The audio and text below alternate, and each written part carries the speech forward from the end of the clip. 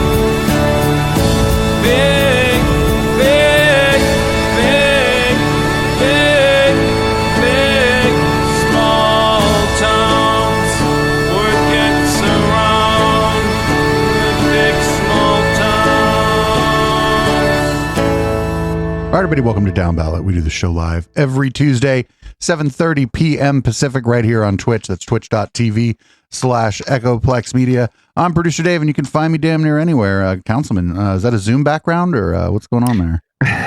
No, I'm remoting in tonight from a lovely unnamed hotel in a lovely unnamed city not too far from where we live, here with the good wife. We're attending a Politico conference, so we're having one fun In other words, I'm having fun and she's having to staff her boss. So she's having no fun. And I'm here literally with one eye on San Jose City Council, which is still going on. They've been going since 11 a.m. So volley to them. They're talking about digital billboards at the airport. So very, very exciting municipal government shit.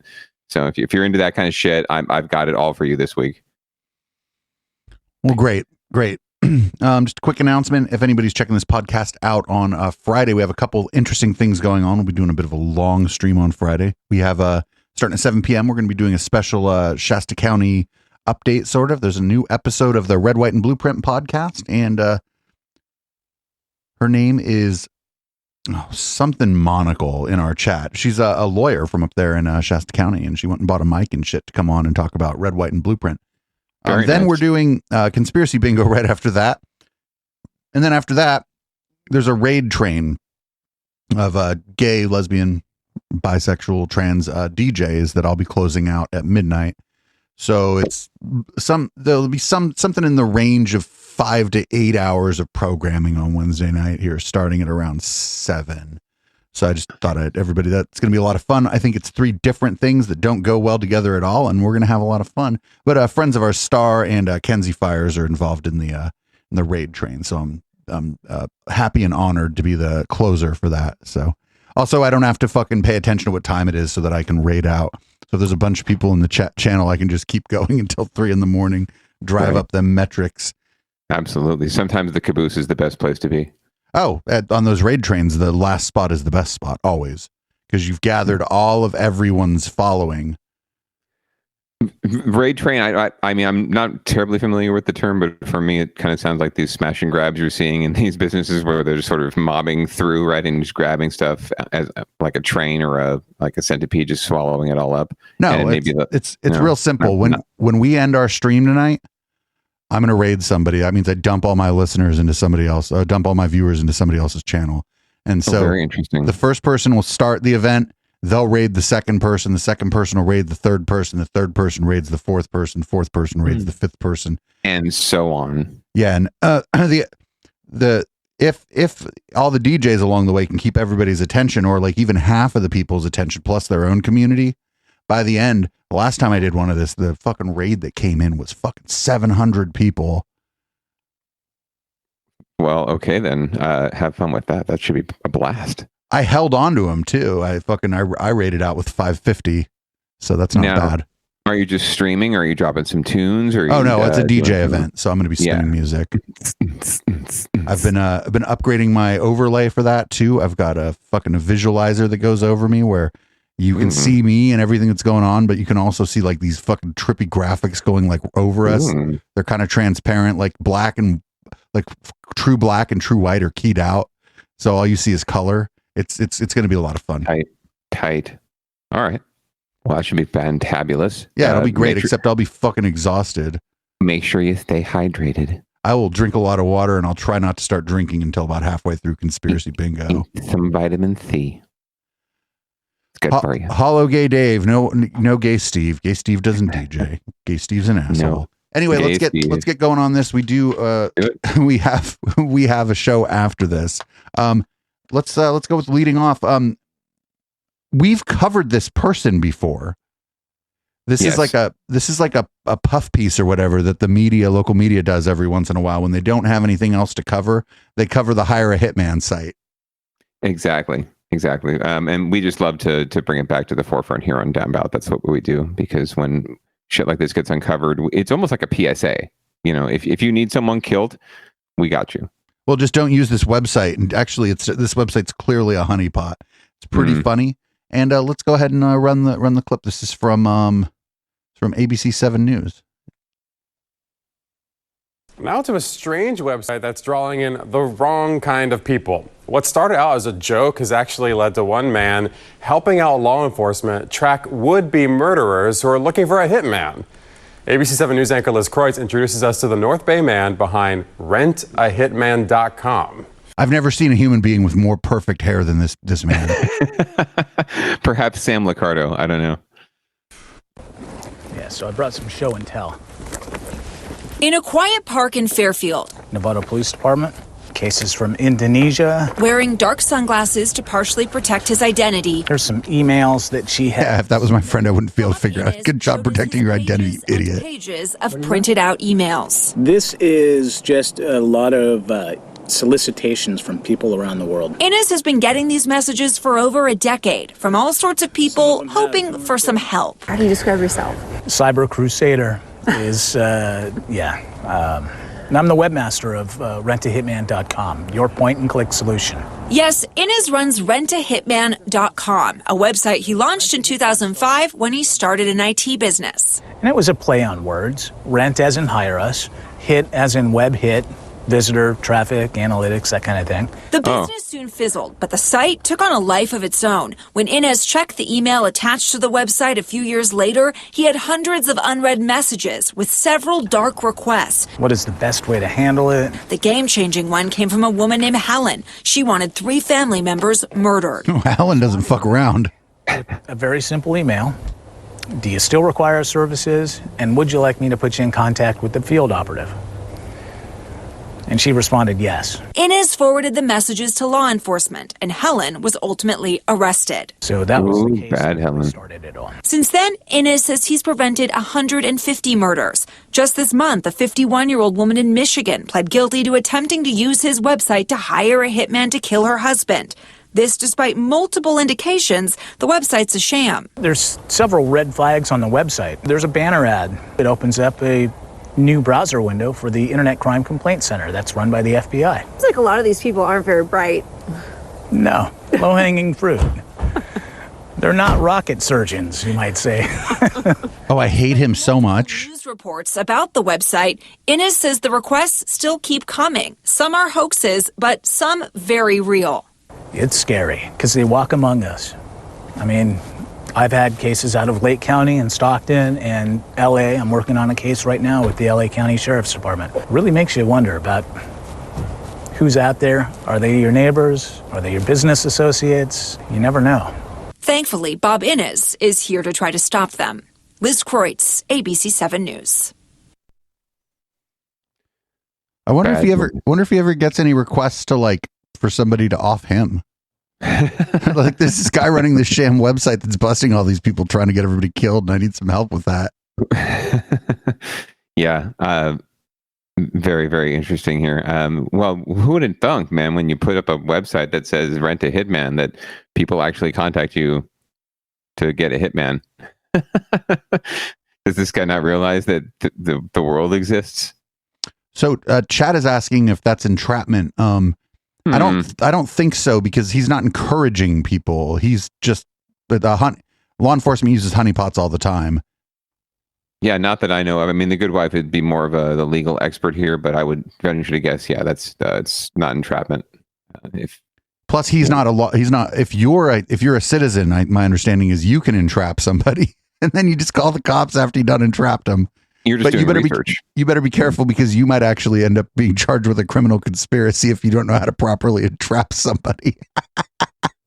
They fucking rat you out there like it was the councilman's idea. Yeah, up to a certain point, you're just doing research. That's all. Doing my own research. I want to look back and see when we covered him. I'm not going to do it right now, but I wonder if it's going to be a 2-year cycle where we get a video of this guy wearing sunglasses to hide his identity. Yeah, seriously, I've been very anonymous. I'm sure no one will ever find him. But yeah, cases from Indonesia. It's amazing. People all around the world need someone killed, sounds like. Yeah. I think that's a guy who wants everyone to know who he is. It seems like it. He went on the news. I mean, I don't know that, if it was even if it was my vigilante task, or I saw it that way to take these people down. Why would I give up my identity? Why would I expose myself like this? Just doesn't make a lot of sense other than publicity. Yeah. You're right. But hey, he's local famous. He's on Downballot. He is. He's been on twice. So maybe third time's the charm. Maybe he'll get arrested at some point, or maybe he'll get killed himself. Who knows? Let's move on to winners and losers here. Let's do that, because there are no winners, really. Especially not in this case, except for I think the car wins the first story. We'll just let this first one kind of speaks for itself. We'll let this clip ride here. KPIX5 has learned that the DMV has reminded all its field offices to be aware of electric vehicles during driving tests, in particular the regenerative braking system that slows the car down without actually pressing on the brake pedal. That caused some problems during a recent road test in the South Bay. Our Kit Doe has that story. The drama unfolded last week at this DMV office in Gilroy, where a young driver was confident that he did well enough to pass his driver's test, but knew that he was about to fail. Were you feeling good about the test? I was, yeah. Bryce Rosenblum did not get very far in his driving test when trouble began. Right off the bat warns me that the car was slowing down on its own, like at a stop sign and stuff, and she told me that happened twice before we even left the parking lot. And then we continued on with the test. We did everything that the test is supposed to have in it, and then she then pulled me in and told me I failed. Bryce was in a Tesla Model 3, and like every other electrical vehicle on the market, it has regenerative braking. It works by simply taking your foot off the accelerator. The car then slows down by recapturing that kinetic energy and uses it to recharge the battery, all without actually using the brake. It's a big part of what makes EVs efficient. Bryce says the instructor never told him to turn off regen braking. On his scoring sheet, it says, applicant did not slow car, only put foot on brake after car was slowed and stopping. And so I asked her what I could do next time to pass the test, and she told me that to not take a Tesla. This is a broken process. Bryce's father, Neil, talked to the instructor. In essence, she was saying the car was braking itself. This is a guy who's used to never being told no. You can just tell. Right. Neil and his son Bryce. Yeah, I don't know that Bryce has ever been told a negative word in his life. And I said, okay, but that's how the car works. And she said, but he needs to show me that he can actually move his foot from the gas pedal to the brake.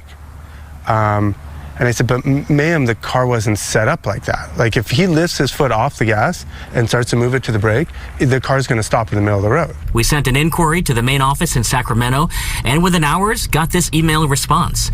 DMV's Field Operations Division has determined the drive test score will be revised as passing. The customer will be advised that their license should be arriving in the mail soon. They read the email to me saying that they changed it, and I was freaking out just a little bit. Shocked?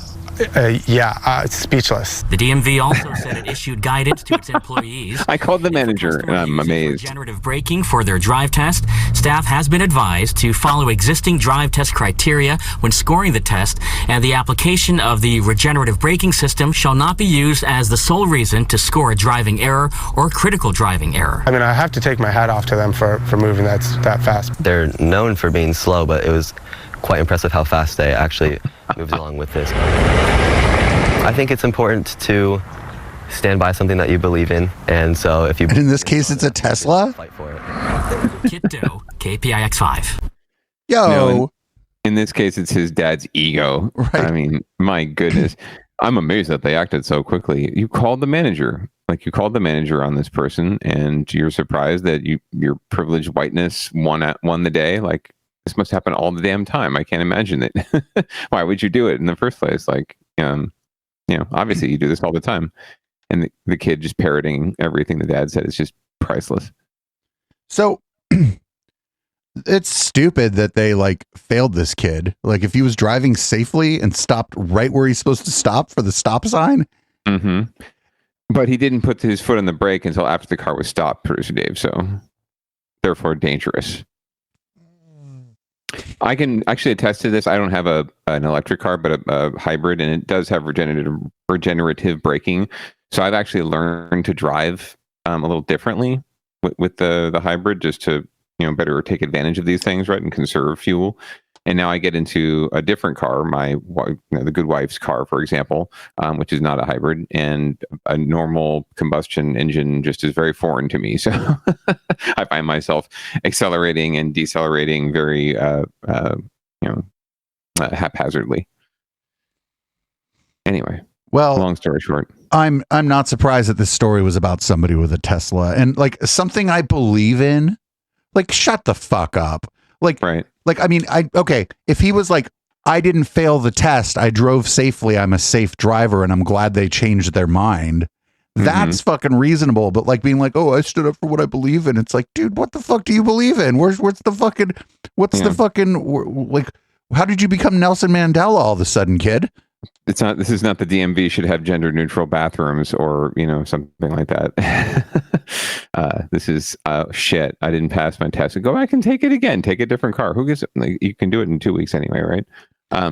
This reminds me of my dumbass when I was in high school and my privileged whiteness and getting like an A- on a paper and asking him, being like, fuck you, man, I deserve an A. And getting it. Because I didn't call the manager. I'm just, embrace the privilege. Well, the other thing though is if you like, I think that like maybe a good teacher, the kind of student that's going to be like, hey, I thought this paper was just a regular A. I don't think I deserve an A-. Maybe that's the one you give, because you're also like, okay, this person took the time to come talk to me about this afterwards. They care about their work. Let's go ahead and give them this one. Yeah, I wasn't snarky about it at all. In fact, I remember bringing it to him. It was a priest, actually. So I figured he'd be a hard ass on me anyway. So I took it to him. I said, hey, I think I did a lot of work on this. I think you knocked me down for a very specific thing. He was very specific about why it was an A- paper. And I said, I don't agree that that's a factor. I think you're being too subjective. And he agreed. So no, I think it's more that the kind of student who's going to come in and be like, I just want a regular A, not an A-, is the kind of student you're like, all right, let's go ahead and, it's not like you're like, I got a D. Let's go with a D+. Do you know what I'm saying? It's a different scenario. Hey man, I need to pass. Can you just get me that C-? Oh, anyway, but so great for them. I would love to see. Well, if you can afford a Tesla, basically, you can afford to have this kind of privilege and call the manager like this. Yeah, I would say. I don't know. I think there's like nobody to root for. The kid seemed all right, but then until he said, there's something I believe in. The dad was insufferable, and the fucking person who marked the person off for driving the car as it was intended is dumb. Well, that's why we call it winners and losers, because there are no winners really. Yeah, there was like absolutely nobody to root for in that scenario. Let's just call it losers from now on. Anyway, speaking of losers, birds getting blamed for cold birds. This is like the ultimate irony. Oh shit! I pressed the wrong. Oh well, whatever. We'll pretend it's late at night. I pressed the night Twitch button instead of the squares button. Yeah, here's our next story, everybody. This is a high quality production around here. Our next story is about birds, Thanksgiving, and power lines. I have him sitting here in a marinade, hoping to moisten him. Serving undercooked turkey was not how Linda Frankel wanted to spend Thanksgiving Day with her husband. It's not bouncing back very well. Not included She's funny. This turkey recipe, the oven losing power not once, not twice, but 3 times. Now we're going to have tough turkey. PG&E says more than 3,400 customers in the Santa Rosa area lost power today, starting around 10:46 a.m. Power went out right in the middle of turkey, cooking turkey, and it went out like 3 or 4 times today. So it was scary. Why was it scary? Didn't think we were going to have turkey dinner. In an ironic twist, PG&E says birds caused the outage, a flock causing damage to a key power line. Birds do harm when they fly into airplane engines, but sitting on a power line should not cause interruption for so many people, especially on a day of celebration and a holiday. PG&E says by 3:18 p.m. the birds give a shit. In a community that's already used to dealing with high fire danger and frequent power shutoffs. My dad's 80 years old. He just bought a generator because he's worried about it. There's one thing this couple is somewhat thankful for. Had COVID not been involved, we'd have had 6 more people disappointed in our Thanksgiving dinner today. In Santa Rosa, Melissa Colorado, NBC, Bay Area News. I love that, the vertical of the finger. She was funny. Yeah, she's like, say it's frozen. She was the funny. UFO was this big. She was funny. I guess it's like disappointing, but like power goes out sometimes. It's just the way the world works. Yeah, I mean, like I said, the birds don't give a shit that it's Thanksgiving. And the bird that's dead definitely doesn't give a shit that it's Thanksgiving because that bird's dead. But yeah, the bird sitting on the power line doesn't give a shit. And it's not surprising that a bird sitting on a power line would short something out anyway. I mean, there's a lot of old infrastructure out there. There's a reason why we just passed like $1 trillion infrastructure package that could have been even more. And it's because of it's things like that. Because PG&E's only paying for it because they've been ordered to, and they're only paying for it because we're paying for it. So there you go. Well, so far the stories have been stupid, and it's my fault. I built most of the docket. So no, it's great. I think I don't know if I get stupid enough with the stuff I pick. Sometimes it's too serious, and there's really not like a much of an angle other than this fucking sucks. Yeah, the show gets a little bit serious sometimes. A little bit of comic relief doesn't hurt, I suppose. Although I'm not laughing. I'm like frustrated with everyone involved so far. What was the first story? Yeah, I don't like the guy in the first story either. Oh, yeah. No, not at all. So, next story. We've got a crime spree going on here, Producer Dave. Have you heard about this? Yeah, we covered it last week. If you could imagine, there's a link found between the smash and grab burglaries. Like when last week, we were like, hey, this is organized crime. Right. I believe you said it first. Yeah. This is organized crime. So apparently the local media is catching on. Probably watching. They've been paying attention. They get all their takes from Gay Dave. All right. So here's from KPIX5 about the string of burglaries and robberies in the Bay Area. Begin with a wave of smash and grab burglaries and a possible connection unfolding right now. Detectives from two departments 50 miles away from each other seem to have found a link. KPX5's Max Darrow live in downtown Palo Alto to The link starts with facebook.com. explain, Max. Earlier this week, a big group of people hit the Real here in downtown Palo Alto on University Avenue. You see the front of the store. On the Real? That's because of this incident. No merchandise visible or anything like that. Now detectives believe this burglary could be related to another one from the North Bay. In downtown Palo Alto, crews have painted over the boards in place to protect the Real's storefront. Really surprised, actually. I'm real surprised. Police, a group of about 30 to 40 people showed up in around 20 cars on Sunday night. Fishing shop, right? To smash their way into the consignment shop. A security guard called the cops, and the people all related to the fake. It's almost movie-like, Hollywood-like. When officers found two suspects, they also found more than $15,000 worth of stolen merchandise from another The Real shop in Larkspur that was hit earlier in the night by a large group of people. According to Central Marin Police, around 40 people were involved in a smash and grab there.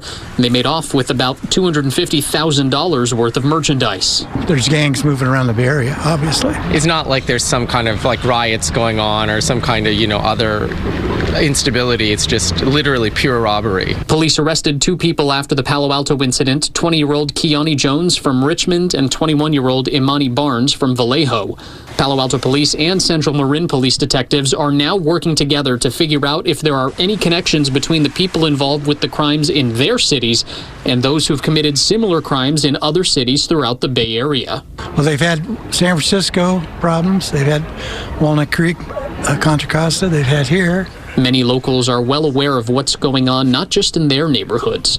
Palo Alto resident Angela Howe told us. I hope it's ending soon. So police are working together on the investigation, Max, but how about Bay Area prosecutors? Yeah, we learned that prosecutors and law enforcement from Contra Costa County, San Joaquin County, San Mateo, Santa Clara, San Francisco, and Marin County are all working together to try and combat this ongoing issue with these big-scale retail thefts. All right, Brian? In Palo Alto, that is Max Darrow. Max, thank you. Give me $5,000, I'll find the fucking Telegram group this is all being organized in.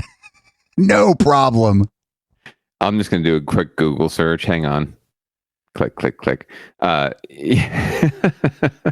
Imagine there might be some sort of connection. Well, exactly. You organize all these people in a Facebook group, go tell them to do something, dump it somewhere, and you reap the benefits. I mean, really, Producer Dave, you and I should have been doing this ages ago on as a little side hustle. We could have quit our day jobs, years ago. You speak for yourself. Maybe you're connected locally.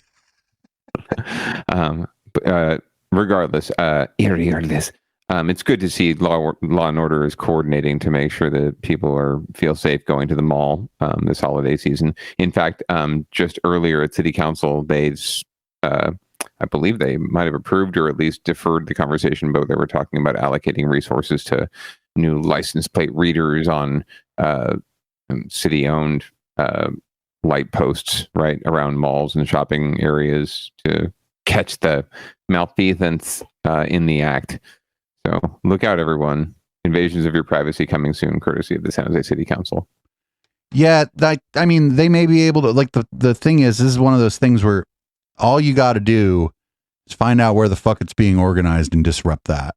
Mm-hmm. Exactly. And I think you're right. The link is, the link begins with Facebook. It may have started there, but I think it's also Telegram groups. People think that because that shit's encrypted that you can't just join. You can just join a Telegram group and read everything in it. You just can't read it until you've joined. So, right. So, and there's like, yeah, this is dumb. I mean,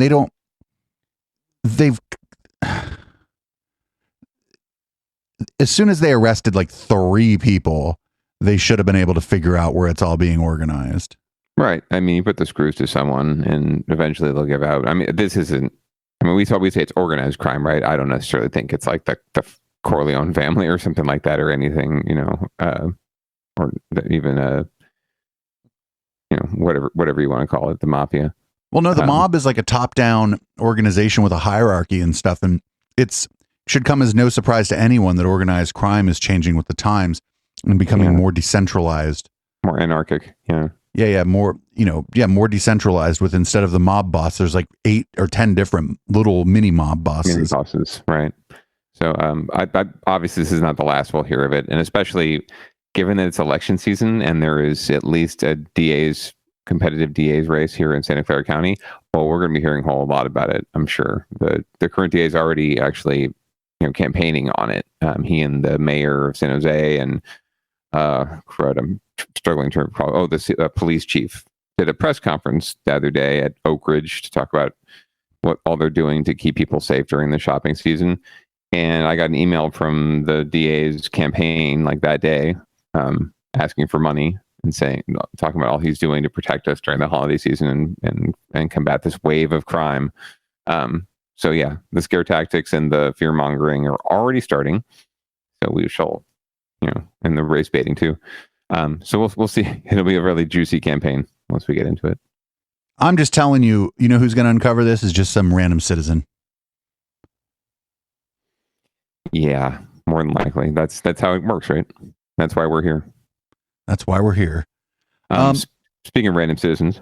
Oh man, so this is great. I guess there was police were investigating a shooting outside of a high school football game, but they're not even sure where the gunfire came from.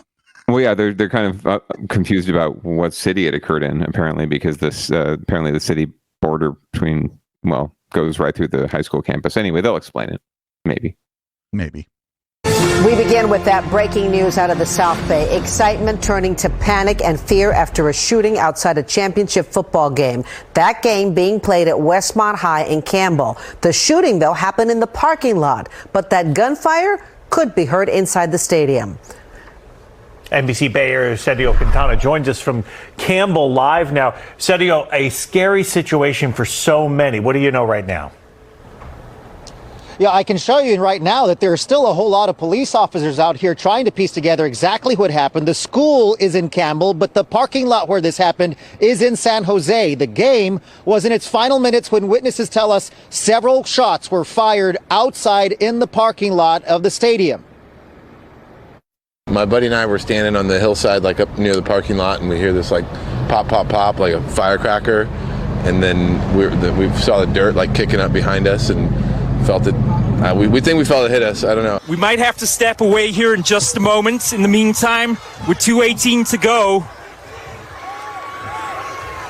something has happened here. We're not going to speculate on it in the moment. In the meantime, the 2-point conversion is no good.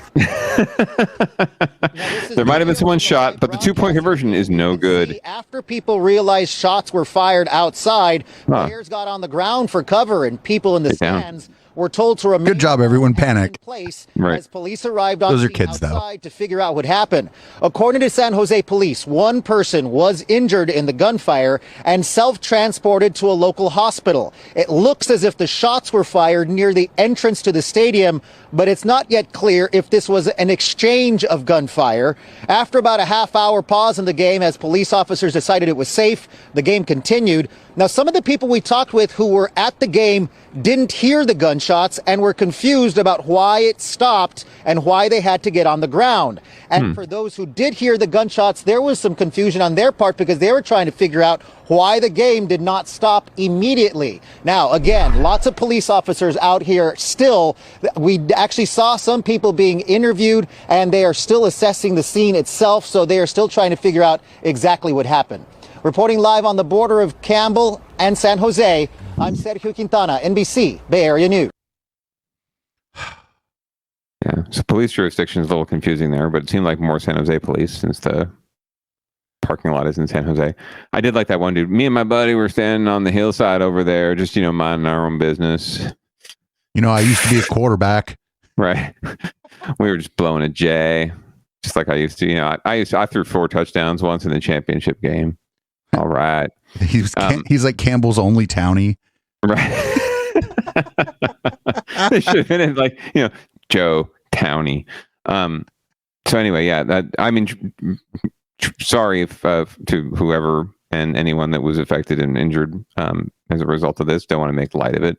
But yeah, you had to enjoy that. Like, I think something has happened. I think there's been some gunfire, but the 2-point conversion is no good. Like, priorities, folks. But that's why I'm kind of in the losers category here across the board, because it's like, shut the game down. Don't panic. But they did all the things wrong. It looks like it's like chat was just saying this so far has been a showcase of how fucking incompetent Bay Area police are.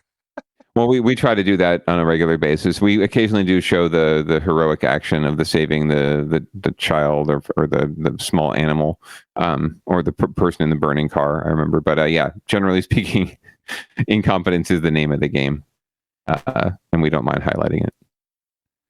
That's what we do here. But the only competent people we cover on this whole network are like highly competent propagandists who are doing demonstrable harm to the world, right? Speaking of which. Oh yeah. Sorry. Segue. That's my favorite segue. Speaking of which, so obviously we've been following the Theranos saga, the trial of Elizabeth Holmes. So for fraud, as far as I know, and defrauding a whole bunch of famous people like Henry Kissinger. So we can't really fault her. She ate the rich. I just wish she would have taken more money from Henry Kissinger. Right. Anyway, so last week she was about to she had taken the stand on the Friday prior to the show. This is a story from, I believe, Tuesday. This would be her 3rd day on the stand, and this is just the local news hit about what was going on as she took the stand. Today, Elizabeth Holmes returned to the witness stand for a 3rd day to testify in her own defense. The former Theranos CEO said that she didn't tell her business partners and investors about a major shift in company strategy, all to protect trade secrets. Len Ramirez has details from federal court in San Jose. Well, Elizabeth Holmes and her defense team know the prosecution's key points, and it seems they went down the list one by one, addressing each of them. The big question is, will the jury find her answers credible? No. God bless you, girl, boss. It was the most grueling day yet for Elizabeth Holmes, with nearly 7 hours on the witness stand. Guided by her own attorney asking friendly questions, she addressed one of the prosecution's strongest pieces of evidence. Holmes said she was the one who put a Pfizer company logo on some validation documents sent to Walgreens, even though Pfizer never validated Theranos. Holmes said she did it because the two companies had worked on a previous project, but said, quote, "I wish I hadn't done that." It could be something that's damaging, so it's always good to get it out of your witness to explain why that happened. But the fact of the matter is the prosecution has already said that it indicates, deception. Holmes also explained why Theranos stopped using its own small blood analyzing equipment shortly after the Walgreens launch. Because it didn't work. She said too many patient samples were coming in all at once for her fingerstick machines to be practical. So Theranos switched to using big commercial analyzers, which were modified to take small samples from patient veins. But Holmes said she never told Walgreens or her investors about that change to protect company secrets, even though she did tell FDA regulators. The company's secret was our shit don't work. If you look at the past press she's gotten, whenever she's asked difficult questions, she'll use that as we can't talk about the technology because of a trade secret. The thing is a lot of people have found as an excuse to say trade secrets, because then you really can't examine her technology. Holmes also said she did not personally read or approve every word on her company website or marketing materials, but said she never approved any messaging that wasn't true. In San Jose, Len Ramirez, KPIX5. Yeah, she's going to lose.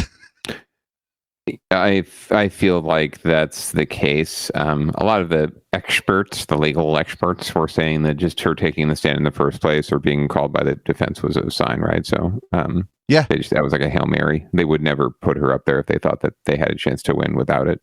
And oh, absolutely. They were trying to make her, whatever, empathetic or a sympathizable character.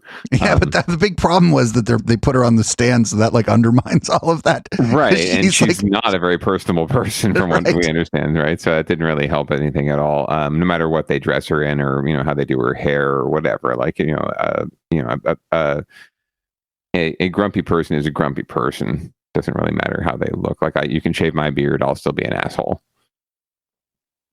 And apparently, she was saying that like we're not going to be able to get to it this week. Well, we're not going to get to it this week. One of the other things she said while she was speaking was that the president of the company, her business partner, had been sexually assaulting or sexually abusing her. And so, that may be true. And that's not material to the matter at hand. If it turns out that that's true, maybe he's going to go down for this and for sexually assaulting Ms. Holmes. But in the moment, I don't know, I just don't trust her. I don't know, she's not a trustworthy person. They should have never called her to the stand.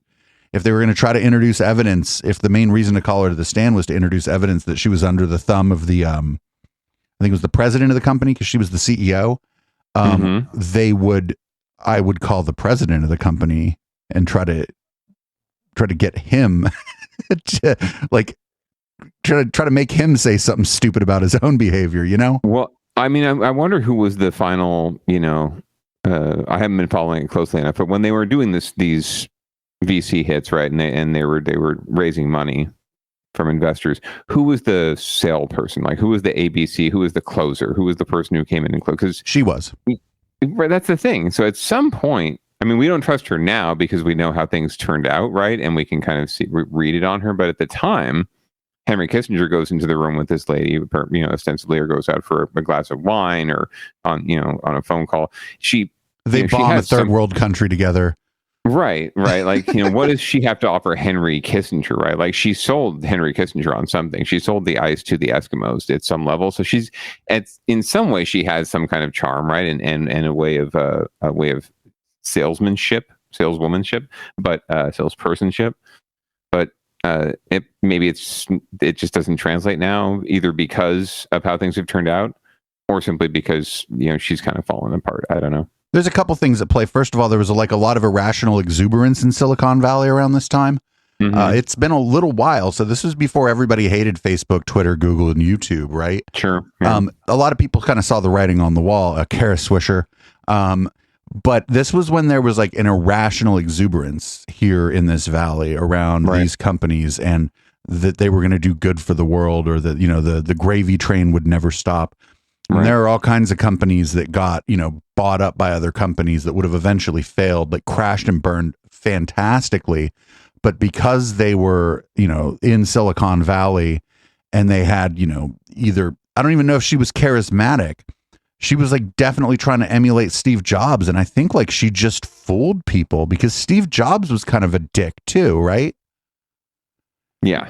From what I understand, I mean, I haven't read the books cover to cover, but I've read the Cliff Notes. So yeah, so I just think that so much has changed between then and now around how people feel about technology companies, especially small technology companies or new technology companies raising venture capital, telling you that they're about to change the world. That shit is met with laughter now, right? Like that show Silicon Valley was popular because of that changing view of the exuberant nature of founders, the exuberant nature of investors, the exuberant nature of certain sycophantic employees in these organizations. And so I just think that she was able to run that game because of the time that she ran it in. And that if that shit would have happened like post 2016, she wouldn't have been able to run the grift. That's a fine point. No, I can definitely see that. And there are so many things that were funded and propped up for years that had even less promise than this, as we all know. But there were obviously lots of successes, and but what's success really in that kind of world? Is it Facebook? Is that success? It's money success, sure, but I mean for everybody else, no. But like again. Like Facebook, like they fucked over the people of Myanmar, and this lady fucked over Henry Kissinger, who probably fucked over the people of Myanmar at some time during his career. Like she fucked over the rich and the powerful. So if she gets convicted and then just cops to having fucked these people over, I'm gonna do a 180 on this lady. I'm gonna be like, you know what? She good. She's good in my book. She's like, who else steals $5 million from Henry Kissinger and doesn't get their country bombed? Excuse me. Right. But I think that there may have been a way in which she drank her own Kool-Aid, and then she probably told one lie, and then to cover for that lie, she had to tell more and more lies. And at some point, the weight of that gets so much that you're in a position where if you tell the truth, then you're copping to have basically been ripping off all these people that you've been out partying with, drinking with, going to dinner with. They probably became part of her social circle. Yeah. And so the stakes just get higher and higher and higher. That's why con artists get caught, right? Because they can't be satisfied and they can't like cut their losses. Yeah, you have too many. At some point, you have too many lies to remember, right? You've created this web, this storyline, this narrative around yourself, and there are so many things that you just can't tell anymore. I would guess at some point, and I haven't been there, but I can see it. I've had to do sales. I mean, going door to door for a campaign or for a candidate, honestly, is the same as going door to door like Willy Loman for sales. So I've done that enough to know that, at some point you do lose touch with, who you are and what you're talking about and what's real, what's not, what you've promised, what you haven't, not the lies necessarily, but just the half-truths or the wordplay you use, right, to try to win votes and win support, and in this case win investors. Eventually the web just becomes so tangled, right, that you can't get out of it, or it just falls apart, or it's too hard to remember, and then something falls apart on you. So well, I mean, she's in this position she's in as far as I understand it is because like the books, right? Mm-hmm. The books. Yeah, the publicity and the exposure. No, I mean the books. Like when you do your books. Yeah, those books. Yeah. Sorry, because the shit didn't add up, right? Well, yeah. What's the figure she claimed, or at least that the shares were worth $4 billion at some point 5 years ago? Jesus Christ. Well, they might have been, because like the value of a company according to shares is just whatever anybody will pay for the fucking share times how many shares there are. Right. Right. Like, and I don't go off topic on this show a lot, but there was a company in San Jose. Maybe it was in Milpitas. It was called VA Linux Systems. And right after Red Hat had their IPO, VA Linux Systems had their IPO. They're a much smaller company. And, or maybe they were the first Linux company. But what happened to them was they had customers. They were making a little bit of money. They decided to go public. Wall Street drove their stock through the roof, and then it crashed. And as the stock crashed, their clients kept calling them saying, your stock's crashing. And they were like, but we're making money. Like, we're turning a small profit. Please don't not be our client. And so they got eaten up and chewed up and spit out by Wall Street. And so their company, they never claimed their company was worth however the fuck much it was supposedly worth after the stock, like 5 times over the course of 3 days after the stock hit, right? They were never claiming that. But as soon as it started to dive, they're like, oh, your company lost 80% of its value. They're like, well, the company was never worth, that. it's probably not worth what it says it's worth now. It's worth this, and we're making money. And they ended up filing for bankruptcy because all their clients left when their stock took a shit, even though they were fucking making money. Mm-hmm. And like that's fucking stupid. That's Silicon Valley, though, isn't that how? No, it's just business in general, right? Yeah. It isn't just Silicon Valley. I mean, the fucking Wall Street could do that to any company. Oh, sure. And if they rely on client relationships and the clients see the stock tanking, they'll be like, "Oh, your company's in trouble," and you're like, "What are you talking about? Would you like to come? Would you like to look at our accounting? Like, I will show you my books. Don't leave." And but this is like kind of the opposite of that, right? Because she didn't have a profitable thing, and like she was able to just keep raising money until she couldn't. I think everybody kind of realized it was a scam, and well, she was raising money on the idea, right? She was raising money on the power of the idea. You know, and you can have the sliced bread, but if it's not profitable, it's not profitable. And someone's going to find out. And that's the thing is a really good bread slicer. You can make money on that. A fake blood testing machine, you can't make money on. You can if you claim to slice bread and it doesn't slice bread, you're fucked. That's all I'm saying. And at this point, we've been slicing bread long enough that if you claim that you're making a bread slicing machine and then you can't even make a machine that slices bread after Henry Kissinger fucking gave you money, then you're incompetent, not a fraud. You shouldn't be testing blood. Maybe. Shouldn't be building centrifuges for blood. Anyway, the long saga will continue. We will obviously bring you the results of the trial as they come available. And perhaps even maybe producer Dave will do a live stream from the courts on the day that the jury brings down its verdict. I should go down there. I should go down there, do some Twitch IRLs, act like I just talked to somebody interested in the matter, and that would just mean I called you and be like, "Hey, what do you think? What do you think about this? Are you interested?" I have spoken to people about this. Like the person on the street interview. "Hey, do you know about the Elizabeth Holmes trial?" They're like, "No." "No, tell me about it." I'd be like, "Oh, she thought she was Steve Jobs and she ripped off Henry Kissinger." And I figure people would be like, "Well, I don't like the thing she thinks she's Steve Jobs part, but I'm iffy on the ripping off Henry Kissinger part." Well, that's why it's called winners and losers, producer Dave, because there really are no winners. Unless she did it on purpose. In which case, in that slight moment, yes, Elizabeth Holmes was a winner. Right. I just wonder if there were like mutual funds and people's retirements and shit that got Oh no, if that was the case, they'd have been parading those people on later because instead of venture capitalists, right, they'd have been parading grandma who is about to lose her house because of her investment. Yeah, you would not see Henry Kissinger. You would see nothing but grandma. Right. So at least, she didn't rip off grandma, no fucking school teachers. I'm like, I don't know. I'm starting to feel a little more like, get him, crazy lady, get him.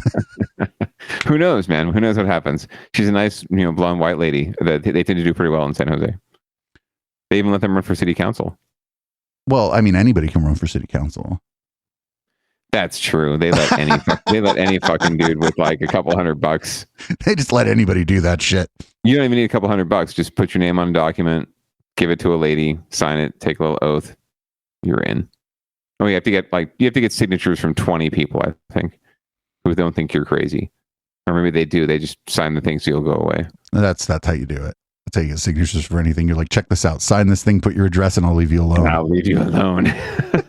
That's how I got people to vote. Nowadays, it's like you have a whole month with your ballot. It's like, I'm going to call you every fucking day until you vote. I've been giving a list of 20 people that I'm just going to harass every day until you vote. So if you don't vote and all the 19 people vote, you're the only person I'm calling. So I'm going to call you like 20 times a day until you vote. Will you vote? And I can check too. A vote harasser would be a great job. I feel like that'd be a great jobs program. Pay people $30 to just start calling random phone numbers and be like, "Hey, are you a registered to vote?" They go, "Yeah." You go, "Have you voted?" They're like, "No." And it's like, well, I'm not. You know what? Get your ballot and fill it out now. I'll wait. Well, to be fair, you want to maximize your time by focusing on people who are absolutely 100% supporting your candidate, so that they won't feel the need to go to some other candidate, and two, you're just maximizing your time. Oh, I'm just talking about like more general vote harassing. Oh, that would be fun. I mean, if I think that's something that a nonprofit could pay for, to rile up people like that. I think there should be like the Federal Department of Vote Harassing, where you just get a fucking you get a list of just numbers of people who registered to vote, and you just start calling them and be like, you voted yet? You voted yet? It's called Congress. Well, no, but you're not telling them who to vote for or representing a politician. You're like, hey, I'm just calling to remind you to vote. Have you voted yet? I'll wait. They're vote harassers in that they're trying to keep people from voting, apparently. Well, maybe not Congress, but certainly state legislatures. Yeah. That's why I'm saying to counteract that with our own vote harassers, where you literally just call, like where voter turnout is, you focus where it's generally low and you just call people. And you're like, listen, I can just wait. I'm not going to even tell you. I don't even know who's on your ballot outside of like the national races. I can just wait. We can listen to some music while you vote. Please vote. I'll be here. I'm not going to hang up the phone until you either vote or lie to me and tell me you filled out your thing, and I'll know. I can hear your pen. I can hear your pen on the paper. Oh, we're a little far afield. Who needs to get their shit together this week, Pete? Well, Councilman. This is a duel. So first off is the Oakland PD. Apparently they've been hemorrhaging officers because shit's kind of bad in Oakland, and it doesn't seem like they're feeling the love from city administration. So this is a quick hit on that from our local news. We appreciate their sacrifice and their service so much. On the day before Thanksgiving, Oakland Mayor Libby Schaaf is thankful for the hundreds of police officers who are still showing up for work in light of a violent week that included organized retail thefts, carjackings, and 2 cases of suspects shooting at officers. They're leaving in numbers we've never seen before. Officers were so inundated with 911 calls this weekend that the union says police had to call in off-duty officers for backup. We were entirely overwhelmed with the staff that we had. Even by bringing in those officers, it didn't fully stem the tide of violence. This morning, Union President Barry Donnellan wrote this op-ed in the East Bay Times, warning that too many officers were dropping out of the force because of low morale. By the time we caught up with him around noon, Donnellan says OPD's numbers had sunken even further. We have another senior officer retiring at the weekend,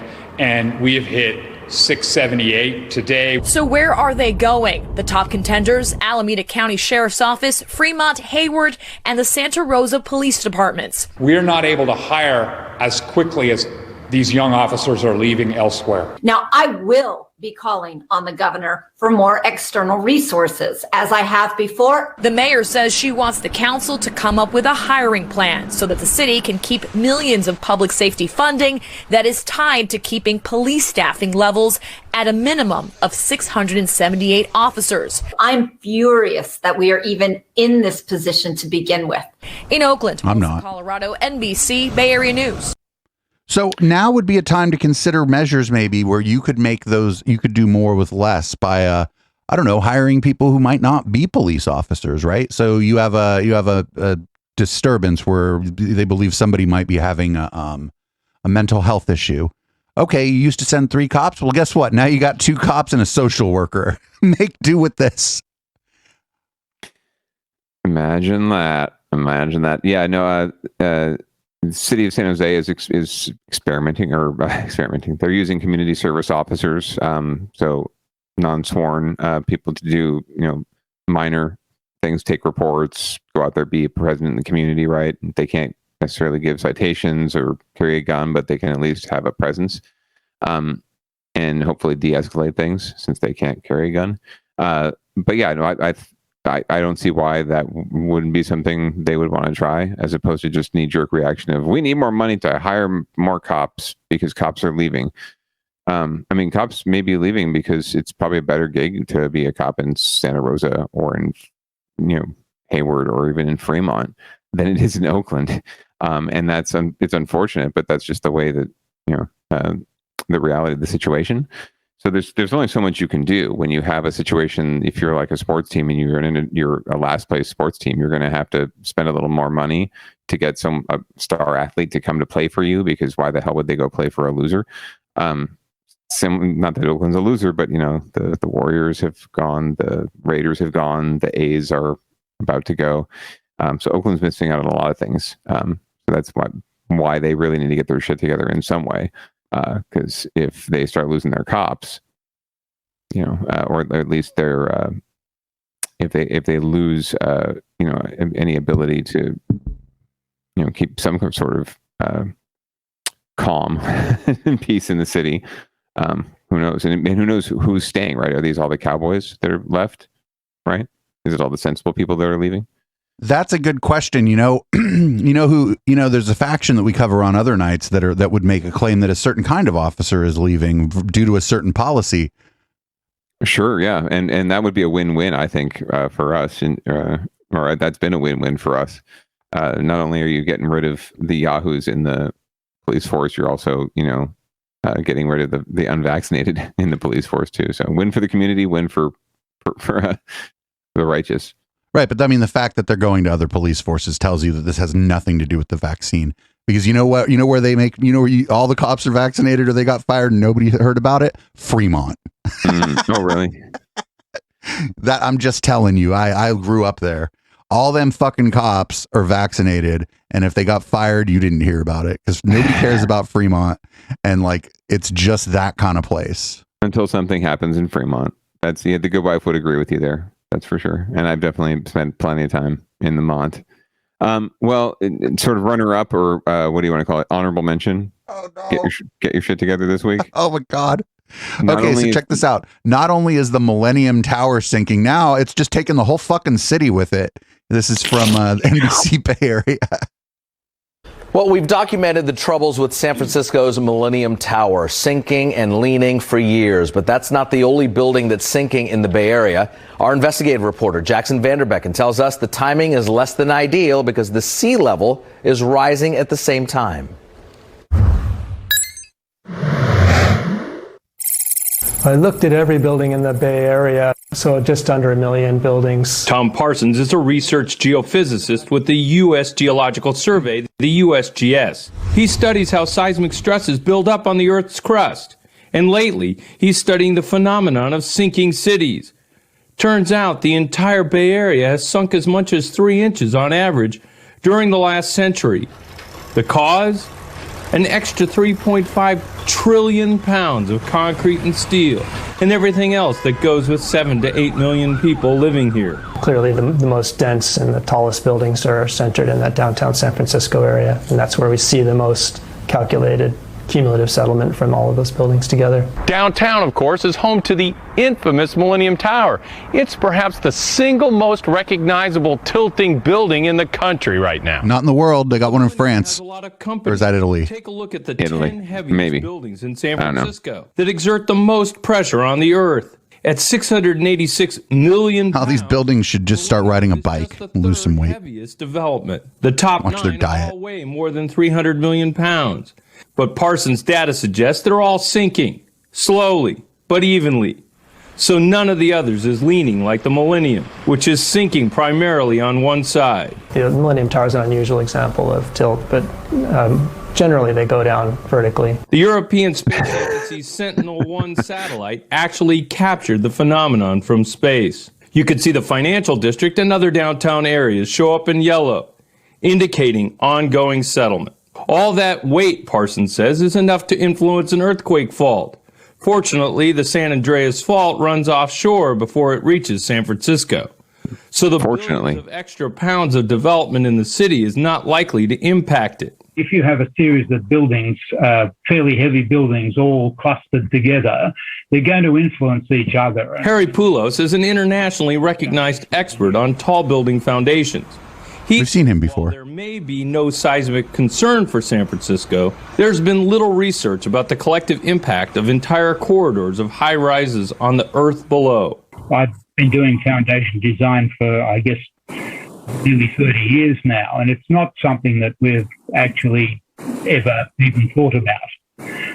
Not on the sort of scale that you're talking about. Anything that's contributing to lowering the ground surface is something we should be worried about. Parsons says he's now studying Manhattan because it's sinking too and faces the same threat as San Francisco from climate change. Parsons points out ground level and sea level heading in opposite directions is a dangerous scenario for coastal cities. So if you have all of this going on when you're right near the waterline, in some cases in San Francisco, then you have to worry about big storms as sea level comes up and inundation more frequently. San Francisco building officials say they have long-term plans to protect against climate change by building up the seawall.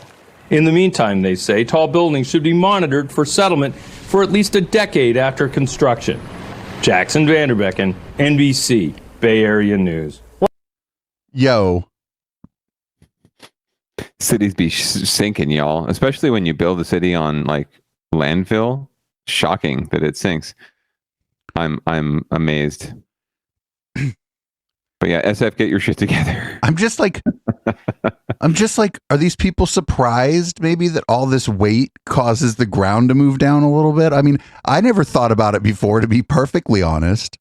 Like, well, I don't think that they should be in any way. And also that the ground moves, like the Earth's crust and these plates move, like the continents move. Like if you look back, if we're lucky enough to live for 2 million or 2 billion years, Producer Dave, and we look back, the continents won't look anything like they look now because we'll be moving on. Like Hawaii will be gone within a few millions of years.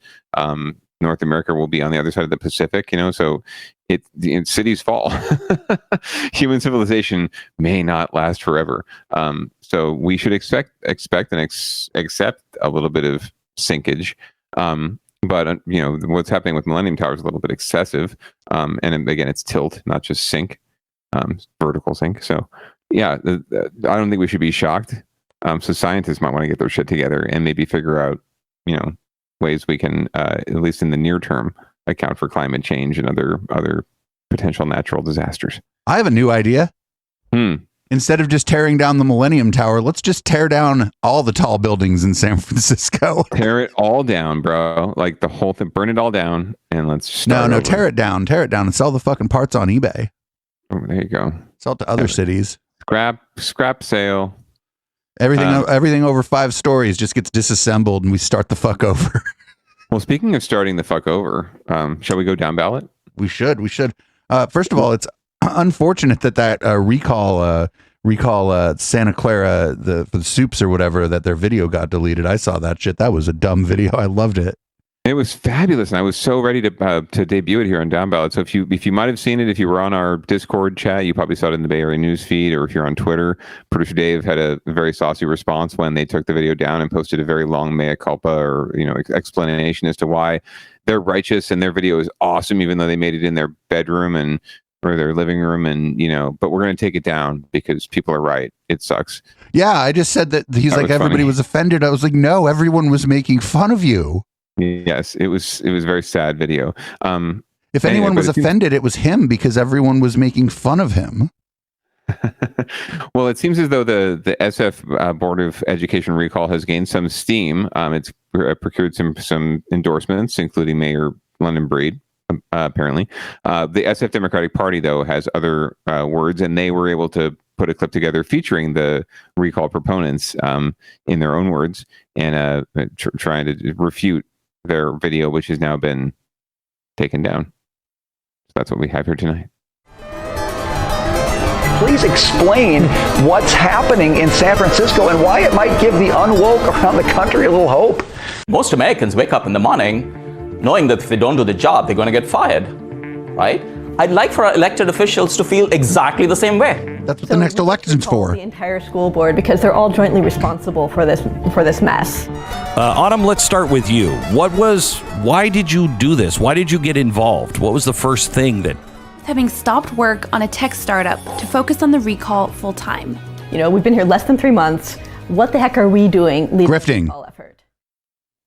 You've been here for 3 months. Dude, that's a good ad. After she said, what are we doing? Good ad.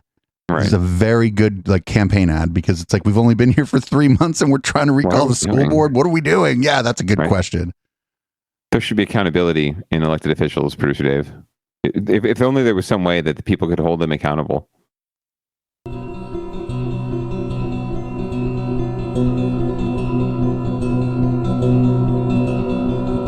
I started working at SFUSD immediately and fell in love with my school community.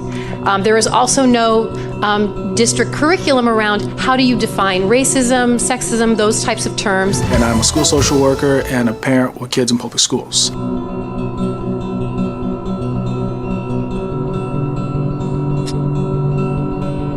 We want this to be a parent-led effort, which means that, therefore, we are not taking any big donations.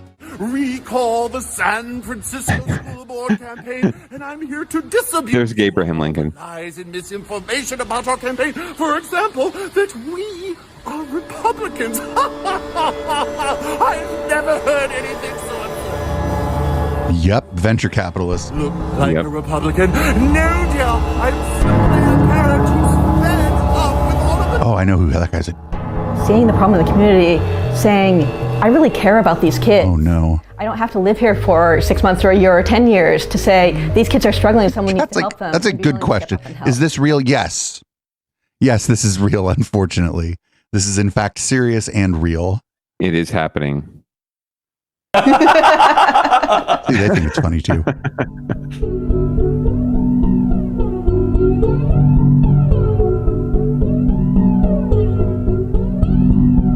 We're now seeing a scroll, for those of you listening, of all the great things that these board members have done. The music is very ominous, so we apologize.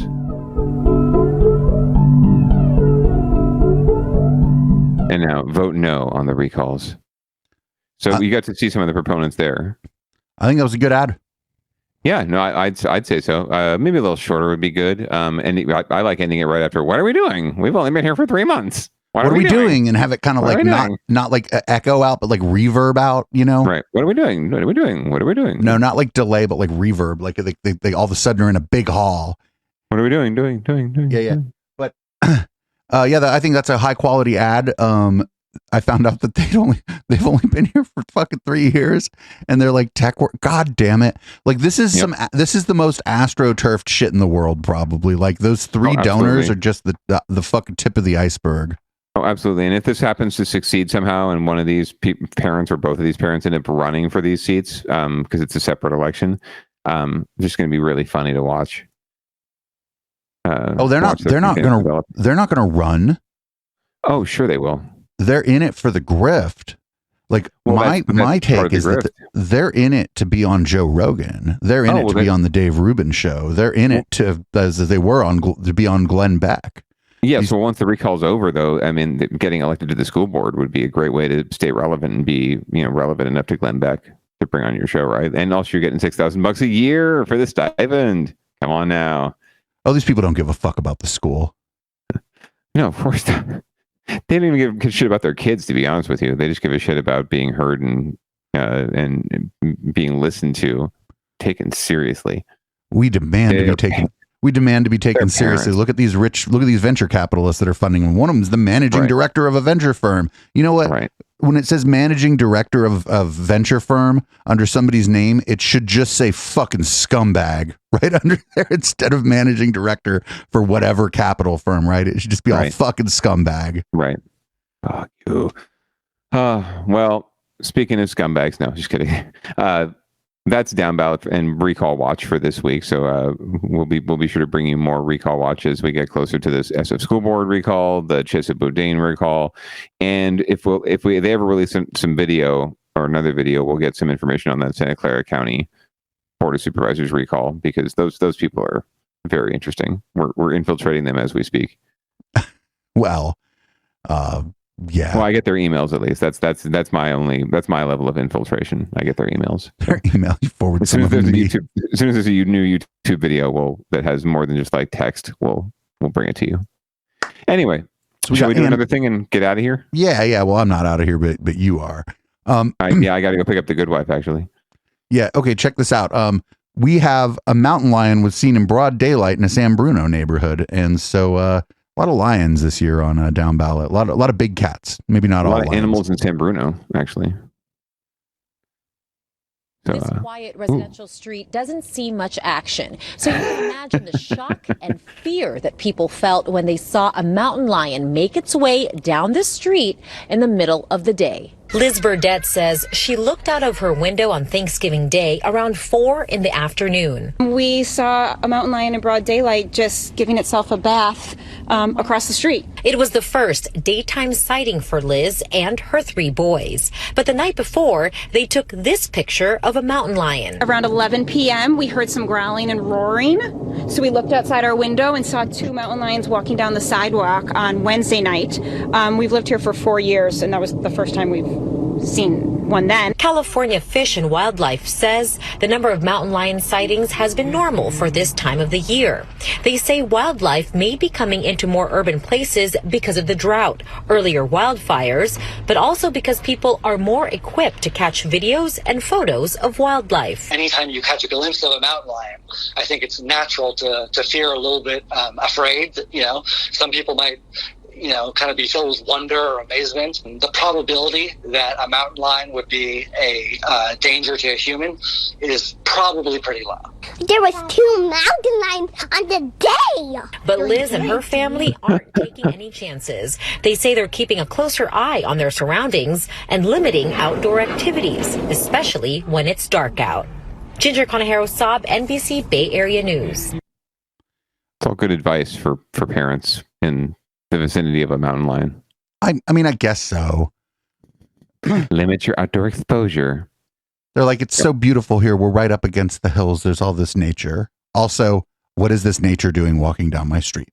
Right. They're trying to figure out what's causing this. And actually, the whatever local wildlife experts are saying that there's actually not much of an increase going on. It's just that people have more cameras and they're more aware of these things. They have motion sensors on their Ring devices. So we're just more aware of it. But yeah, it's San Bruno. I mean, it's right in the hills. There are woods out there. Woodside, right, is by the woods, to the side of the woods. So yeah, not surprising. And just so happens that that's where all the rich white people live. So they're like, what the fuck is this nature? I moved out here to be away from people. I didn't expect to be near the nature. Well, they'd moved out there to be away from, the riffraff anyway. The riffraff. Anyway, well, thank you for joining me for another fabulous episode of Down Ballot, producer Dave, and for manning the ones and the twos as always. There's a lot more than ones and twos here. Oh, really miss the days where there were people here to monitor other fucking computers for me. Anyway, thanks everybody for listening to the Down Ballot podcast. Make sure you follow us on Twitch, twitch.tv/Echoplex Media. Tell a friend if you like this show, and if you don't like this show, I don't know. We take calls during Local Love. I guess you can call in during Local Love to fucking complain about Down Ballot if you want. If anybody calls tonight, I'll be like, Down Ballot complaint line. Thanks for calling the show. Everybody who's watching live, hang out. The break's going to be, we're going to start right at 9 because it's about 13 minutes to 9. Yes, sir. Thanks again for joining me this week. We're going to run Locals by Audible because we have basically theme music for this show now. And then after that, I'm going to let the auto DJ go until about 9, turn the lights red, maybe pour myself a cocktail, maybe not. Chip DeVille should be here. Maybe Johnny Corn. We'll get Juan Maserati on the remote, and nice. We'll talk about local music and shit. Councilman, enjoy your, I guess, vacation or conferencing. Peace out, bro. Peace out. I'll be right back, live listeners. Later, everybody.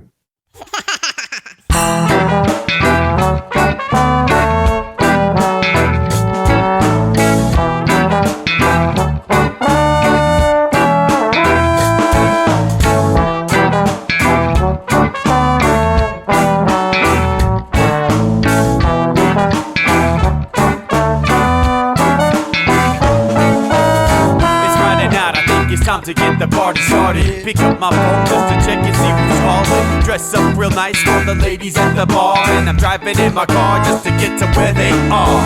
Here at the local scene is where I plant my feet. It's where I smoke my cigarette and I hold my drink. I look at all my friends, they're all blazing greens. Here at the front of the stage, waiting for MTV. Where are those guys who's standing next to me with a pipe in his hand, ready to blaze for me? About 5 minutes later, we're all singing Queen. Now get the fuck up on stage and rock the scene, yeah.